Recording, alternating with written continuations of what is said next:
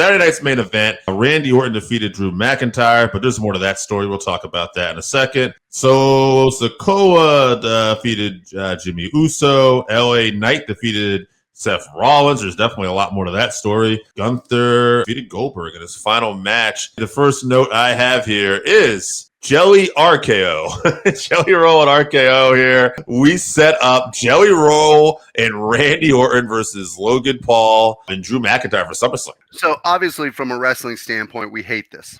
Or I hate this. I don't know about you. I mean, Logan obviously has earned his stripes. Jelly Roll is Jelly Roll can't move. I like Jelly Roll. Jelly Roll is a good human being. He's he's a hell of a performer. Yeah, do your one song on the show and get people fired up and then move on. He's a fat guy who lost weight and still can't move. His punches aren't believable. He's not believable whatsoever. However, for WWE, it's great business. Tonight, Jelly Roll is actually hosting Jimmy Kimmel for Jimmy Kimmel, and they've got Randy Orton on there. So there's your mainstream buzz right there.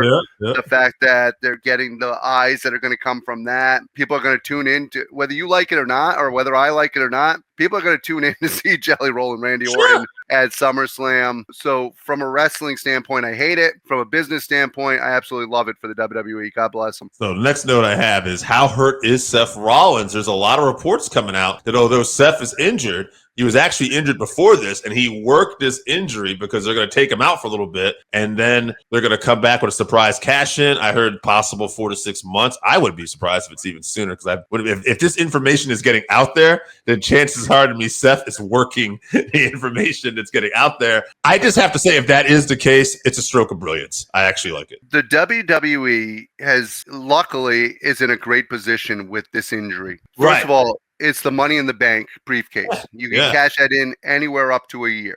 So they have all the time in the world to let Seth heal. Secondly, even though now they have to rush it, they're getting a chance to actually put Braun Breaker into the spotlight with Paul Heyman as his mouthpiece. And what they did on Raw with him and having him run the gauntlet the way that he did before obviously losing to CM Punk, or not CM Punk, to who took him out? LA Knight. No. I'm talking about Braun Breaker in the gauntlet.